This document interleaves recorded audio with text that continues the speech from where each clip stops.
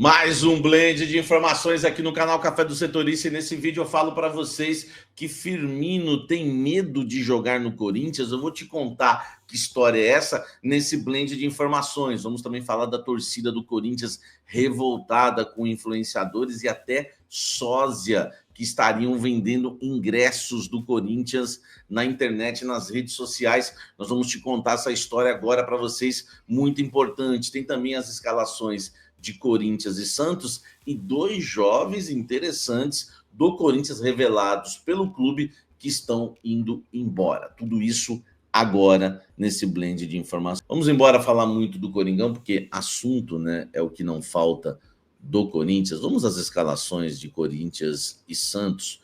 Por quê? Não é a escalação definitiva, é uma possível escalações, né, possíveis escalações, porque o Santos treina nesse exato momento e o Corinthians também. Então a gente deve ter uma escalação no Café da Fiel, talvez ao vivo, ou no almoço com a Fiel, né, nesta quarta-feira, para ter uma escalação oficial. Oficial que eu falo daquilo que a gente apura, né? Porque os clubes, claro, nunca vão revelar as escalações um dia antes, horas antes da partida, mas a gente consegue para vocês. O Corinthians, eu acredito que o Ramon Dias não vai mexer muito, né, na equipe titular. Deve ter Hugo Souza no gol, Mateuzinho, André Ramalho, ministro da Educação, e também o Hugo, né, na lateral esquerda, ministro da Educação, Kaká, tá?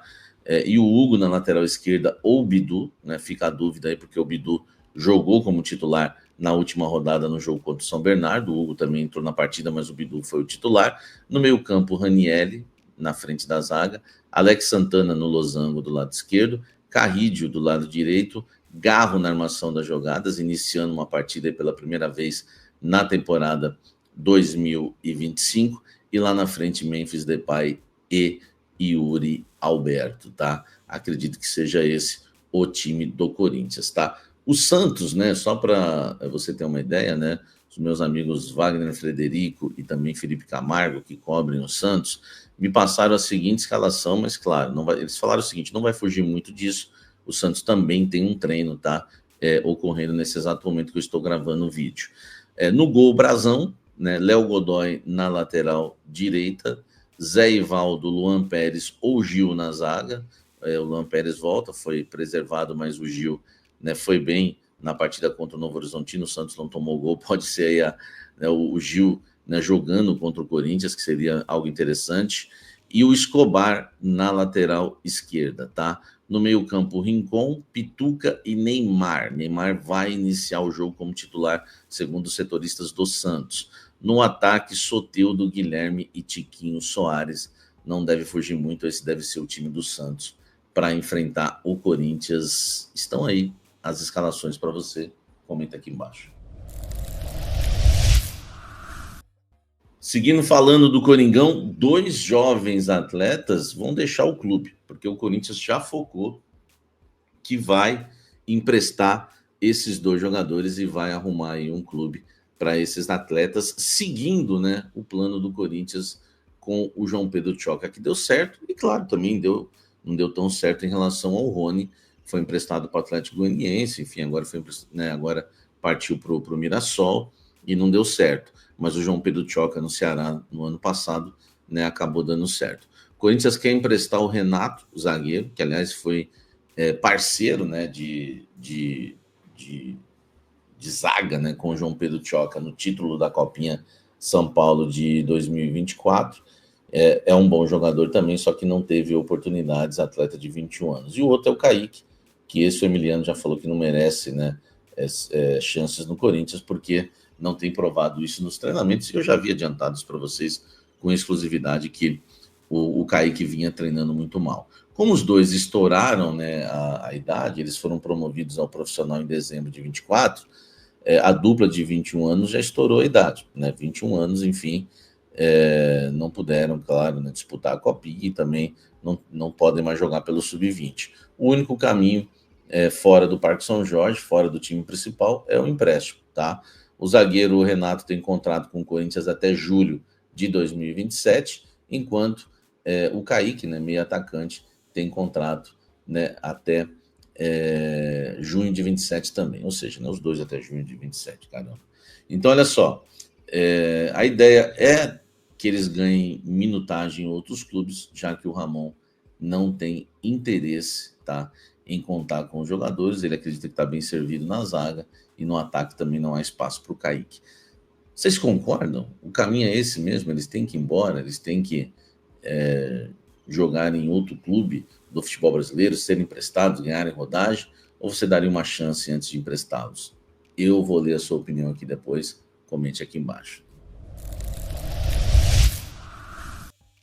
Continuando aqui esse blend de informações para falar que a torcida está revoltada, tá? Com influenciadores e até sósia, tá? A matéria do Meu Timão, depois você lê com o título Torcedores do Corinthians se revoltam com ingressos vendidos por influenciadores e até sósia, tá? Então vou ler assim, só um trechinho, né? Para vocês, a gente tem recebido esse material também. A Fiel tem demonstrado revolta nas redes sociais, tá? Um influenciador, diz a matéria, ó, trecho, com mais de 150 mil seguidores, aparece nas redes sociais anunciando que ainda tem alguns ingressos para amanhã. Além dele, um dos sósias de jogadores divulgou no stories do Instagram, tem o ingresso oeste inferior do lado do banco de reservas, tá? Em meio às denúncias nas redes sociais, torcedores do Corinthians têm reclamado e até especulado sobre a situação. Não vejo a hora de começar a facial, né? Não consigo mais ir na arena. A demanda aumentou e o clube não controla o cambismo, se queixou uma torcedora. Eu acho que para o clube os cambistas não são ruins. Eles compram 100% dos ingressos, não sei se é de interesse do outro clube que o cambismo acabe, né? Diz aqui outro, reclamando, tudo lendo na matéria, tá? Uma das ofertas de ingresso do setor leste inferior está sendo vendido por R$ 950, sendo que o valor negociado pelo Corinthians é de 180. Rapaz, cambista, careiro ainda, hein? Em um grupo de venda de tickets, a situação culminou até em uma mensagem explicando que a alta nos preços se dá por conta de oferta e demanda, tá? Dentre as postagens aparece até mesmo um funcionário do Corinthians oferecendo ingressos. Diz aqui, aí tem um print aqui, né? Você vai ver lá quem é o funcionário. Depois você lê a matéria toda, tá?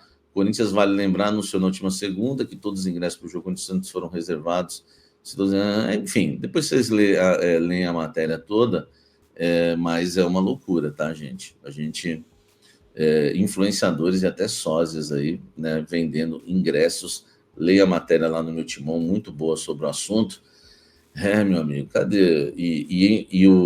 Aquela turma que me ataca no Twitter, eles escreveram, né, cobrando, né, o Augusto Melo e quem está envolvido nisso daí, né, o Augusto não está envolvido, claro, mas digo, cobrar o Augusto e quem está envolvido em vendas aí de ingressos, depois apagaram tudo. Então, tome cuidado quando você vê alguém criticando o meu trabalho, chamando disso e daquilo, né, porque são pessoas que eu acho que devem ter algum outro tipo de interesse, que não é ajudar o clube, porque cobraram e depois apagaram. Por que apagaram? Comente aqui embaixo. Olha só, encerrando para falar de Firmino, mas ele não está negociando com o Corinthians, né? A gente tinha honestidade em primeiro lugar, não tem nenhuma negociação avançada. Por que eu coloquei o Firmino aqui nesse blend, né? Um jogador que vocês vivem me perguntando se há alguma chance dele jogar no Corinthians, nos nossos chats, na nossa programação, almoço com a Fiel meio-dia, café da Fiel também às 19 horas, tá? Ele tem um futuro em xeque na Arábia Saudita, né? Mas a decisão sobre o seu próximo passo na carreira pode demorar até o meio do ano, tá?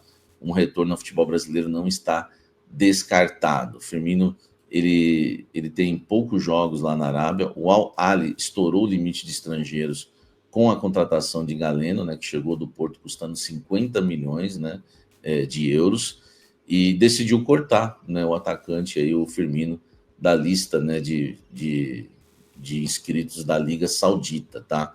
Então, o ex-atacante do Liverpool só vai poder disputar a Liga dos Campeões da Ásia, que só tem mais 2 jogos de fase de grupos e começa o mata-mata. Então, o Júlio Gomes traz uma informação importante relacionada ao Corinthians, tá? Primeiro, o Júlio Gomes, ele escreveu a biografia, isso tá no UOL, tá? E ele escreveu a biografia do Roberto Firmino, lançada na Inglaterra no final de 2023.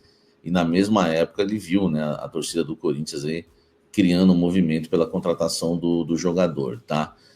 No entanto, a família dele, segundo o Júlio, ponderou que não queria passar os mesmos episódios de ameaças que o atacante William e sua família receberam quando o jogador retornou ao alvinegro, tá? Na temporada 2022, você se lembra. Abre aspas para o Júlio Gomes. A família ficou muito assustada, ele disse isso ontem no UOL, tá? A família ficou muito assustada e com o que aconteceu com o William no retorno ao Brasil e as ameaças recebidas pelas redes sociais. Então, por um lado, Firmino tem a família estabilizada por lá, e ele tem 4 filhas e um contrato muito vultuoso até o meio de 2026. Mas, por outro lado, ele vê que a geração toda dele voltou. Neymar, o Oscar, o Lucas ainda tem o sonho de jogar uma Copa do Mundo pela seleção. E ele sabe que o único jeito disso acontecer é voltar para o Brasil, tá? A situação dele é um impasse, tem muitas interrogações dele voltar ou não para o futebol brasileiro, tá certo? E a situação ainda, né, precisa ser resolvida se ele vai ficar ou não, tá? Vamos ter que aguardar. Eu conversei com uma fonte do Corinthians em relação a Firmino. Uma me disse que nunca não, né? No início da gestão do Augusto Melo houve um contato do Corinthians pelo Firmino, mas na temporada 2025 nenhum contato. E uma fonte ainda me completou dizendo que falou o Júlio aqui, né? Acho que ele tem medo de jogar no Corinthians. Então não tem nada de Firmino, tá? Só estou passando isso para vocês entenderem que a questão, o William queimou um pouco o Corinthians nessa situação. Mas não queimou em nada, só se for com jogadores mais próximos ao William, porque para o Memphis Depay, por exemplo, não queimou em nada, tá? Mas no caso Firmino, ele tem essa pulga atrás da orelha. Será que tem medo de jogar no Coringão, Firmino? Só o tempo dirá. Fala pessoal, tudo bem com vocês? A celebração para Memphis Depay receber a camisa 10. E olha, Garro está cada vez maior na história do Corinthians. Que cara gigante. Eu vou te explicar por quê. E a preparação para o clássico alvinegro, o clássico em preto e branco contra o Santos, já começou. Depois do Garro ter recebido a camisa 8, ter reestreado com a camisa do Corinthians na vitória sobre o São Bernardo, e aliás, estreou muito bem, né? O Garro é impressionante, nem parece que estava 2 meses parado, nem parece que enfrenta um drama pessoal, nem parece que a temporada terminou e começou outra, né? Ele parece o mesmo jogador. Nem parece que mudou o número da camisa. E acho que essa é a expectativa, né? De que nada se altere, nada se modifique no grande jogador que o Rodrigo Garro é. Ele deu uma outra dinâmica para a equipe no segundo tempo e apesar de não ter dado nenhuma assistência ou uma pré-assistência, muito do que o Corinthians fez ao empurrar o São Bernardo na reta final do jogo passa pelos pés do agora camisa 8. Com muitas homenagens, com uma ação de marketing fantástica e um carinho necessário ao argentino, o Rodrigo Garro recebeu a 8 e a 10 vai para o holandês Memphis Depay, que fez um grande jogo também, que entra no segundo tempo e esse sim participa ativamente dos gols do Corinthians, né? Num chute que o Romero cabeceia e depois no passe para o Romero e recebendo de volta, marcando o segundo gol, o primeiro dele nessa temporada. O Memphis Depay, que é a grande estrela do time, embora o Garro seja o principal jogador, acho que dá para colocar dessa forma. O Memphis é o cara muito influente.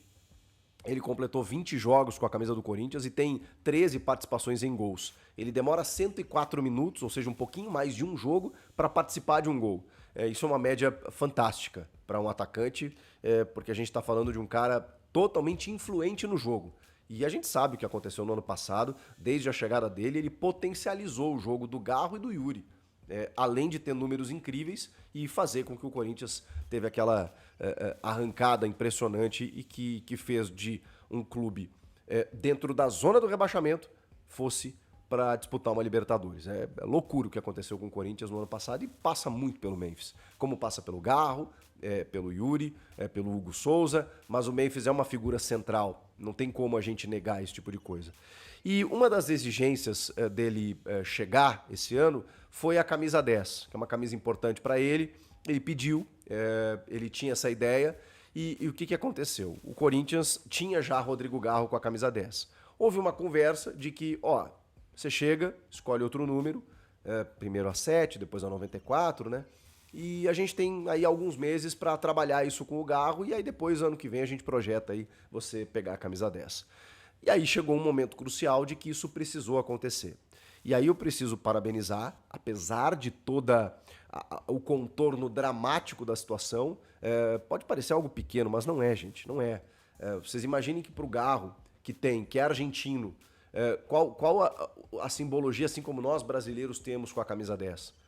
Porra, eles tiveram Diego Armando Maradona e Lionel Messi vestindo a 10 da Argentina. Vocês acham que para o Garro vestir a 10 da Argentina era o quê?